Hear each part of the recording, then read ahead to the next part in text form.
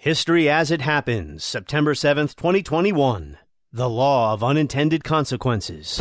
Massive Soviet military forces have invaded the small, non-aligned, sovereign nation of Afghanistan. Soviet forces now are in complete control of all major towns and highways. Others saying that heavy... Despite blanket bombing and chemical and biological weapons, the brave Afghan freedom fighters have prevented the nearly 100,000-strong Soviet occupation force from extending its control over a large portion of the countryside. The United States is still haunted in Afghanistan by decisions made some 40 years ago when the CIA worked with Saudi Arabia and Pakistan to turn that country into a cauldron of anti-Soviet resistance, a cradle of jihad. Back then they were called the mujahideen, or freedom fighters, according to Reagan. Today they're the enemy, and that's called blowback. That's next, as we report History as It Happens, a podcast from the Washington Times. I'm Martin DeCaro. Americans have many questions tonight. Americans are asking, who attacked our country? The evidence we have gathered all points to a collection of loosely affiliated terrorist organizations known as al-Qaeda.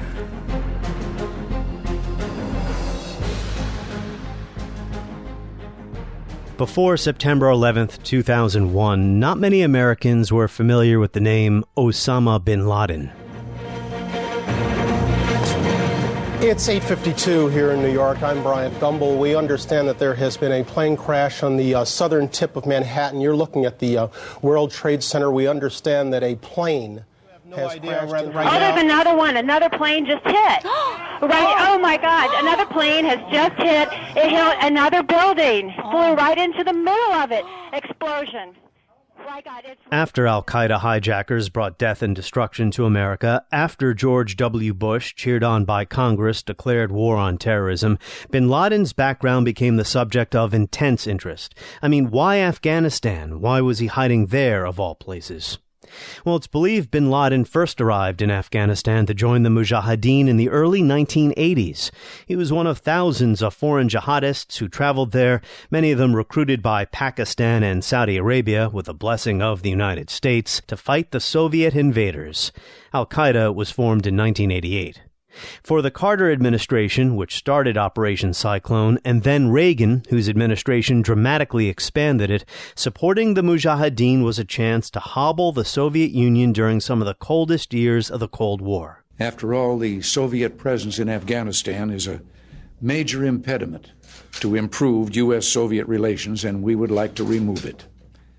The Soviets should want to do so as well. Unfortunately, the Soviet answer on a date for rapid withdrawal has been silence. Instead, we've seen the Kabul regime announce a phantom ceasefire and propose a transitional government, one that would leave this discredited and doomed group in control. President Reagan, at a White House news conference in 1987, flanked by Mujahideen commander Mohammed Yunus Khalis.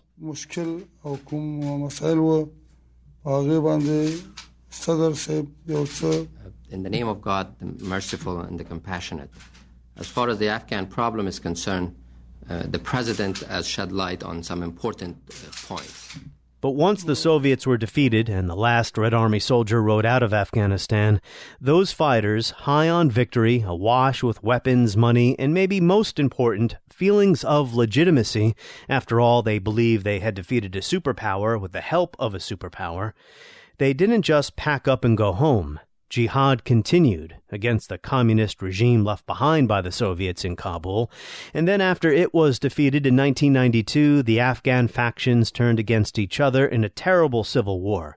In 1996, a new group, the Taliban, seized power, and we do know what happens next. Bin Laden returned to Afghanistan, where he continued to recruit men for al-Qaeda's cause. A crusade against America, predicated on mass murder, a reality we all woke up to on a cloudless September morning over the southern tip of Manhattan 20 years ago. Although we should point out that some U.S. counterterrorism officials spent the late 1990s trying to find bin Laden. President Clinton may have missed an opportunity to capture or kill him, but there is disagreement over that, as detailed in the 9/11 Commission's report. In Afghanistan today, there are warlords opposed to the presence of any Western soldiers in their country who received assistance from the United States in the 1980s. They've committed war crimes, they have historic ties to al-Qaeda or the Taliban. But they were once very useful to the United States. The law of unintended consequences be damned. Among the Western journalists who covered the anti-Soviet jihad was a young Anatol Lieven. He covered the wars in Afghanistan, Chechnya, and the Southern Caucasus before moving to safer jobs in academia and think tanks, and he is now a senior fellow at the Quincy Institute for Responsible Statecraft. His latest book, Climate Change and the Nation State, appears in updated paperback form this month. Anatol Lieven, it is good to speak to you again. Hello. Let's start this conversation with your personal story as a journalist who traveled with the Afghan mujahideen, covered their activities during the 1980s jihad against the Soviet Union. How'd you wind up there, and do you often think about those warriors as you read current headlines? I ended up there simply as a young journalist, trying to make a name for myself, a stringer for the Times. And I covered Pakistan as well as Afghanistan, which was also the beginning of a lifelong love-hate relationship with that country. Yes, I mean, I think about that time very often, and indeed always have, because, I've always had a sense that I've known the Taliban without ever having traveled with the Taliban. Of course, they do not encourage Western journalists to travel with them. But, if you look at the map, if you read the news in Kandahar and Helmand, where the Taliban were based, clearly these are the sons, or in some cases grandsons, of exactly the same people with whom I traveled in the late 1980s, fighting for very much the same reasons. And one of the reasons why the West was unable really to understand the Taliban and the depths of their public support in these regions is that the West could not admit to itself the fact that for so many Afghans, we were playing the role of the Soviet Union in Afghanistan. And Afghans do not like white, infidel occupiers in general. But also, you see, after making half a dozen journeys with the mujahideen, I then got to Kabul. On the government side, they started handing out visas to some Westerners. I was there with John Burns of the New York Times and others after the Soviets withdrew. And that really brought home to me that, dreadful although the communists were in so many ways, they also represented the relative face of modernity in Afghanistan, of the modern state. And of course, a good many Afghan officers who fought for the communists in the 1980s eventually came to fight for the Afghan state after 2001, although unfortunately initially America told them to go to hell. And so very few of them were still sufficiently young to fight for us. But what this also meant is that I had this sense of what has been happening in Afghanistan as part of a much older history of the failure of modern state building in Afghanistan, of a variety of different revolts against this, as the way in which outside powers have got sucked in and have invariably been spat out again, which happened to the Soviets in the 1980s and has now happened to us. And in some cases, the very same individuals. You traveled with fighters who were loyal to Mohammed Yunus Khalis, who appeared at a news conference at the White House in 1987 with Ronald Reagan. This news conference is available on YouTube if anyone wants to watch it. Reagan refers to them basically as freedom fighters because the United States, through the CIA, Pakistan, Saudi Arabia, was supplying arms and funding to the mujahideen. And as the resistance continues the fight, we and other responsible governments will stand by it. The support that the United States has been providing the resistance will be strengthened rather than diminished so that it can continue to fight effectively for freedom. But based on your experience, and I'm really interested in what you learned when you traveled with them, their definition of freedom from Soviet occupation was quite different than Ronald Reagan's, wasn't it? Well, absolutely. I mean, Yunus Khalis might just as well have been in the Taliban later. Maybe he would have been if he hadn't died. He was a conservative, very conservative Muslim, Pashtun, cleric who became a warlord, as so many of them did. He was a splendid character in his own terms. This old man, tough as hell. It made me think of a little bit of Andrew Jackson, Old Hickory. He had this bright red dyed beard, hennaed beard, and he used to stamp around meeting with his men and his followers with his signature weapon, which was this enormous double-barreled shotgun that he carried over his shoulders, kind of personal symbol. And for him, freedom was the freedom of the rural Afghans who he represented to pursue their traditional way of life without either attempts to change it by force by governments in Kabul, or, of course, attempts to rule over Afghanistan and change Afghanistan by force by outside invaders. He basically represented Afghans who wanted to be left alone to pursue their own traditional ways which are, of course, thoroughly alien to us, but which are very much part of Afghan tradition. It might be wise to differentiate between the different groups who fought the Soviets and what we mean when we say that the United States, Saudi Arabia, Pakistan supported, armed, funded the resistance. For instance, the CIA had no direct contact with Osama bin Laden or al-Qaeda, which was founded in 1988. But broadly speaking, we know the U.S. supported the Afghan mujahideen, in addition to Khalis, who you just described, Massoud in the north, the Lion of Panjshir. Gulbuddin Hekmatyar also received American money. The Haqqani network. Some of these people are still around today, aren't they? Yes, indeed. Some of them ended up fighting against the Taliban and were driven out by the Taliban. The Haqqanis, of course, sided with the Taliban and are now at the very heart of the Taliban government. And some moved from one side to another and back again.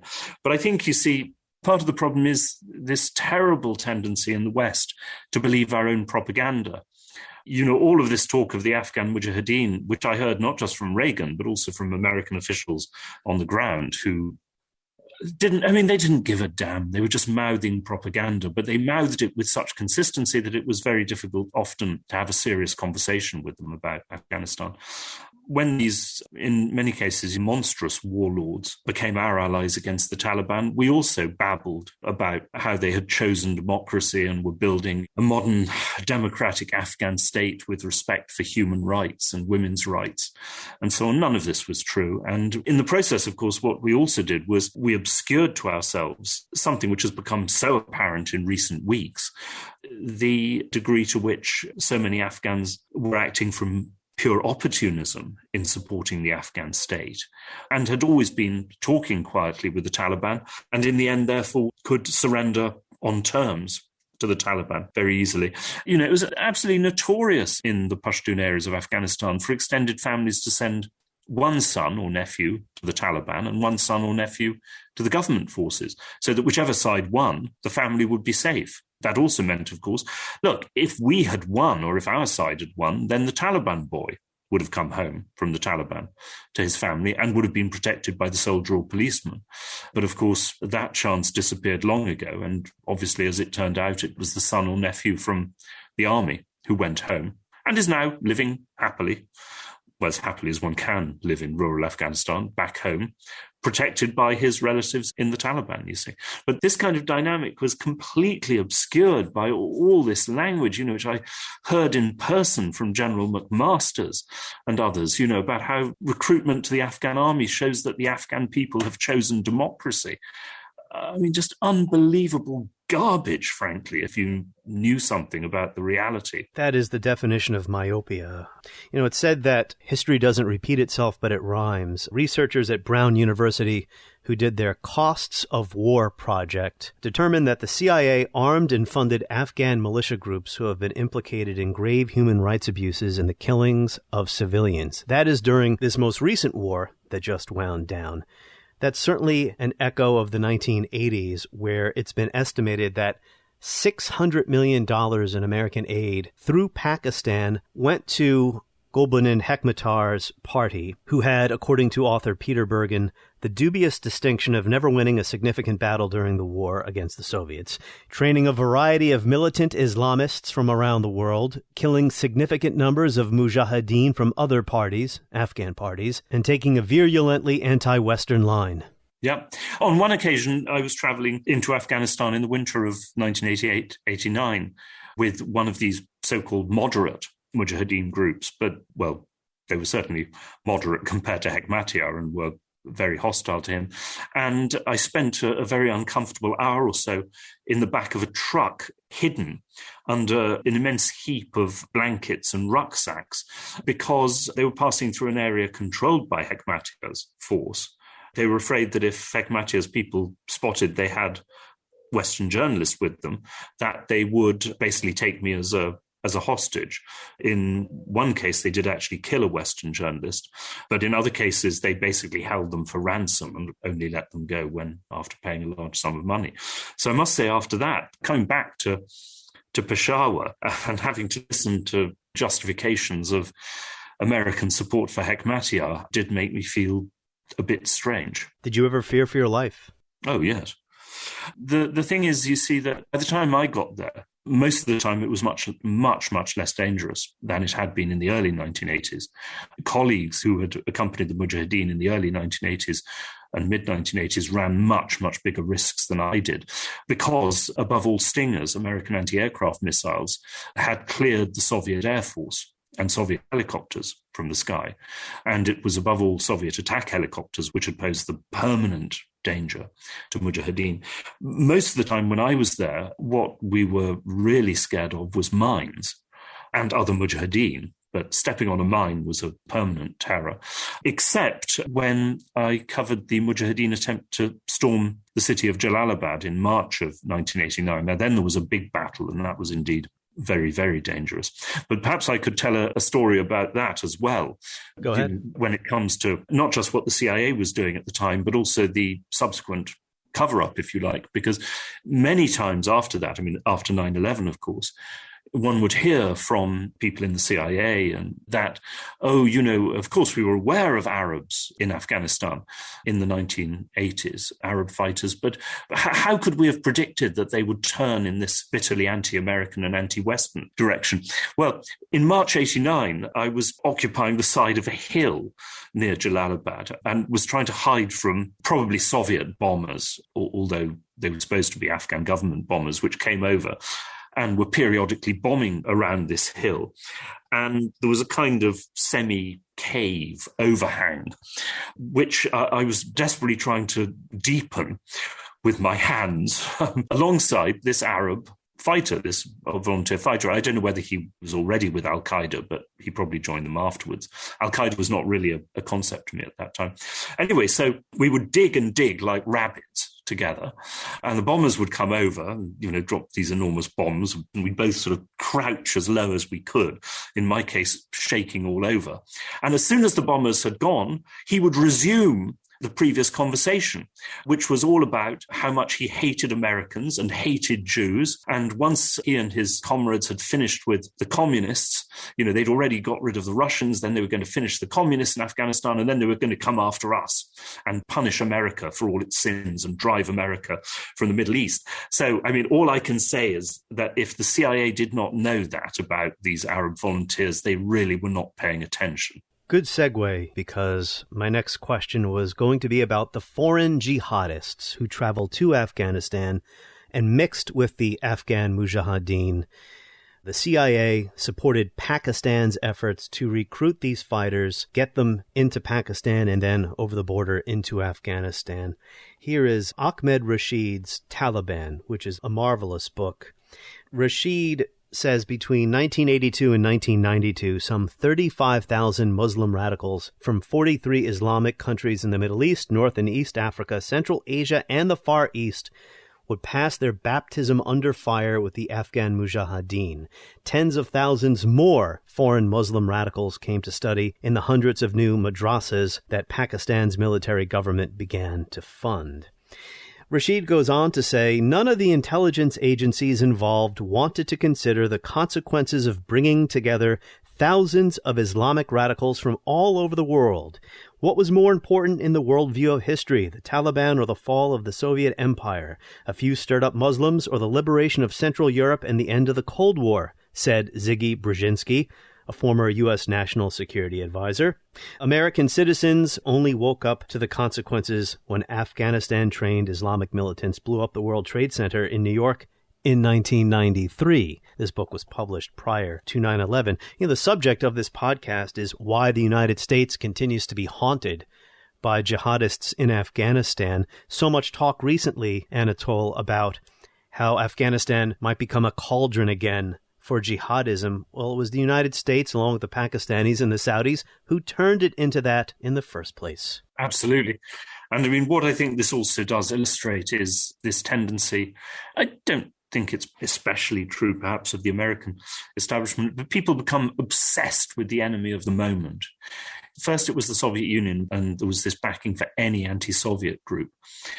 Since the end of the Cold War, Iran has become an obsession. And so America has been willing to back Saudi Arabia, a country which, as you've just observed, has spent many years helping forces that are bitterly hostile to us. Then it was Saddam Hussein, and anyone who was an enemy of Saddam Hussein was somehow our ally, which turned out, of course, above all, to help Iran. There seems to be this inability to pursue a nuanced policy. Now it risks being China. Anyone who is against China is good and an ally. And so we have to pretend that Narendra Modi in India is a liberal Democrat and that India under Modi is a shining example of democracy in Asia. It's funny, I've struggled against it all my life to very little effect. So the Afghan Arabs, as they came to be known, not all of them were Arabs, but many of them were, they made up a relatively small percentage of all of the fighters who were resisting the Soviets, right? Yes.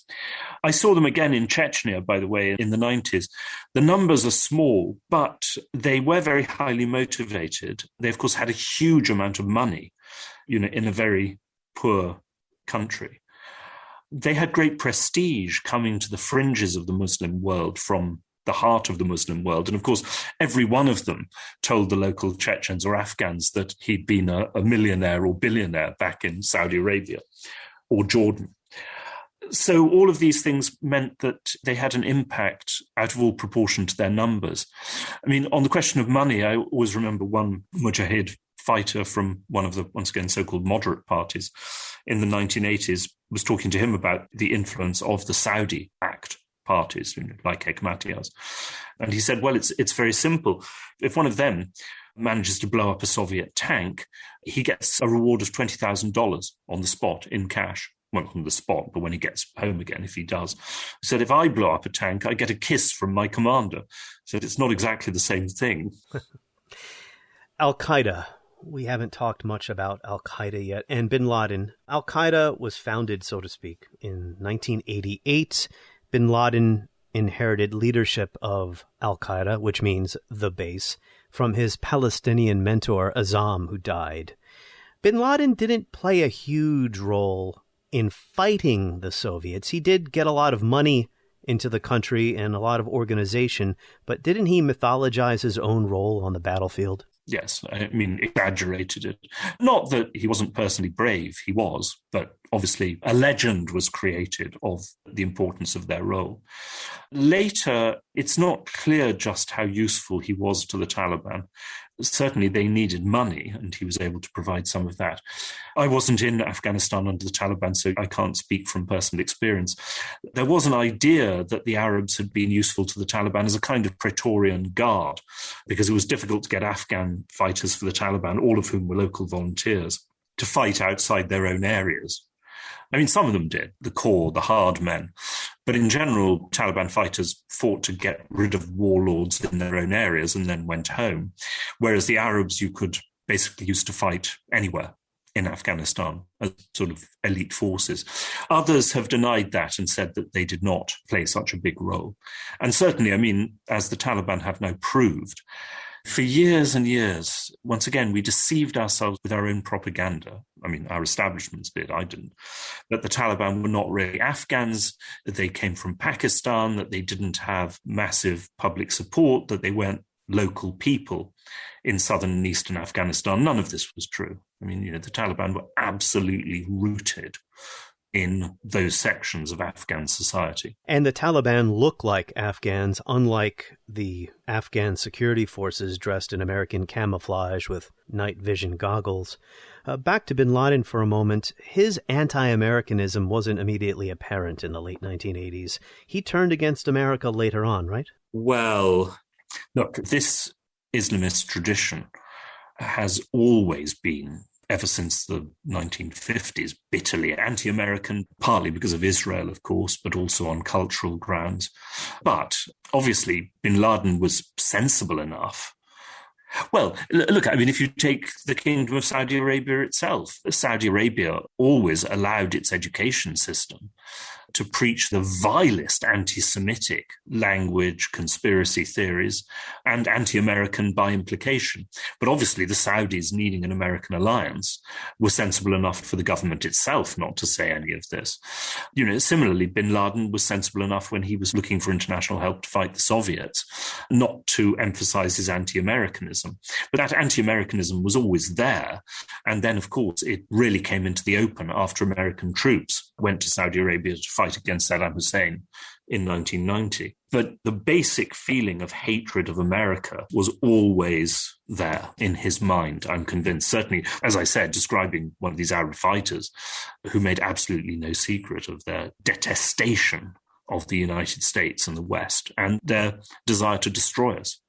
It really was an open secret. You wrote an excellent article recently, a timely article for the Quincy Institute. It is about the Islamic State Khorasan, or the Islamic State of Khorasan province.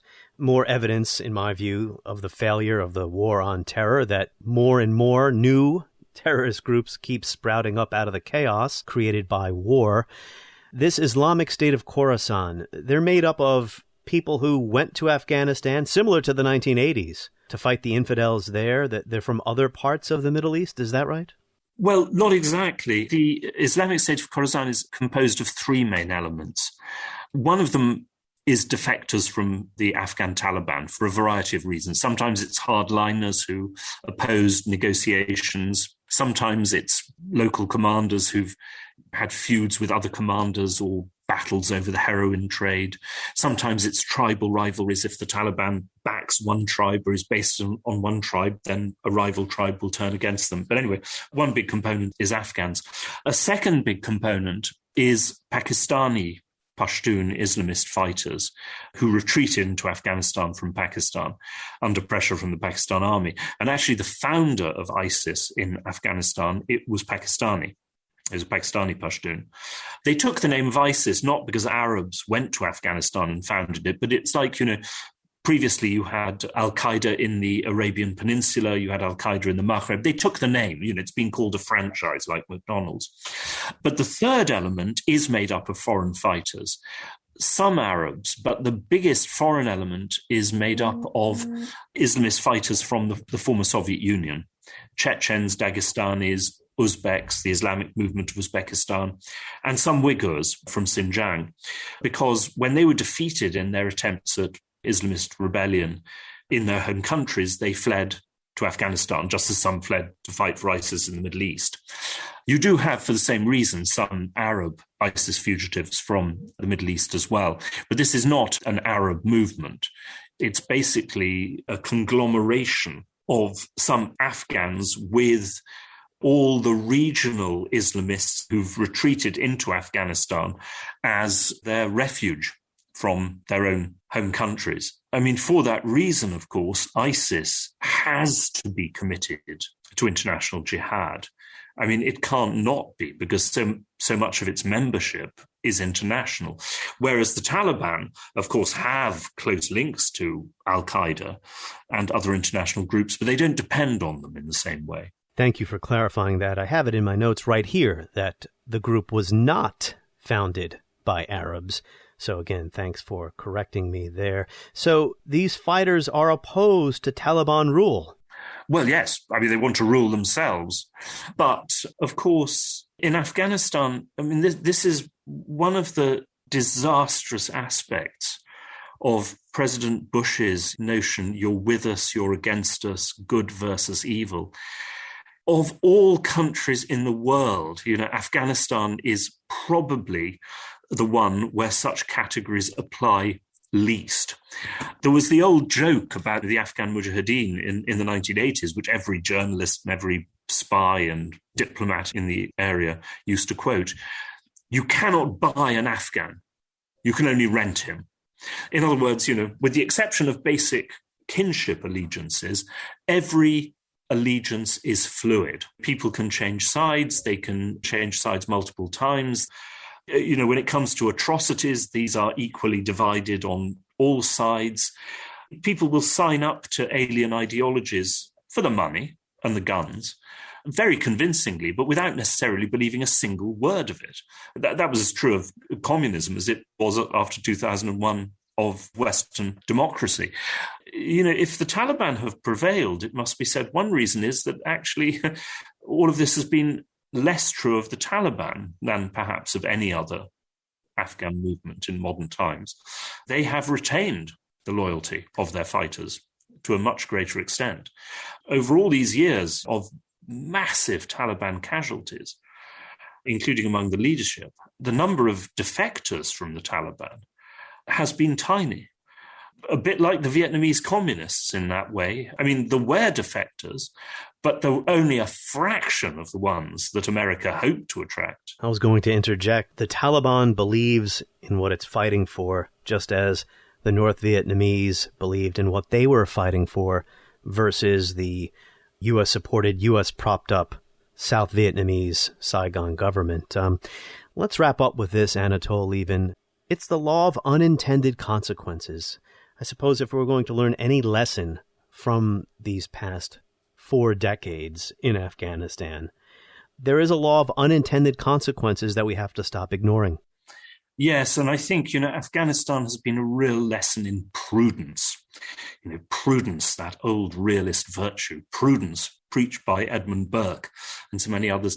In other words, your information is always less than you think it is. And of course, the further you get from home, the more into a very, very, very alien country like Afghanistan, the less you know. The less you know, the less confident you should be in your judgments and in your decisions. And therefore, that should also, of course, lead to prudence when it comes to self-righteousness.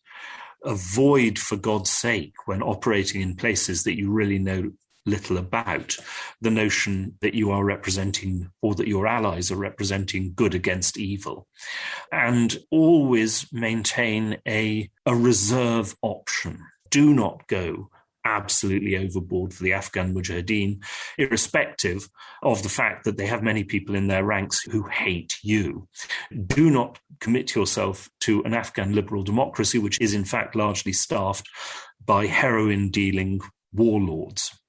And always, if you're operating in somewhere like Afghanistan, always do what the Afghans do, which is maintain the option of negotiating with your enemies, because that's what Afghans do all the time. If you're going to operate successfully in somewhere like Afghanistan, that's where you've got to learn. And I'll add one other item to your list. Realize that if you put a lot of weapons in a country like Afghanistan, they might eventually turn up in the wrong, quote-unquote, wrong hands. And a lot of people are very angry right now seeing photos and video of the Taliban strutting around with American weaponry.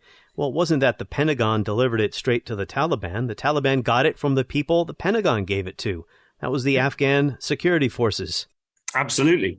And we just have to hope that the Taliban use all this weaponry against ISIS and don't give it to al-Qaeda.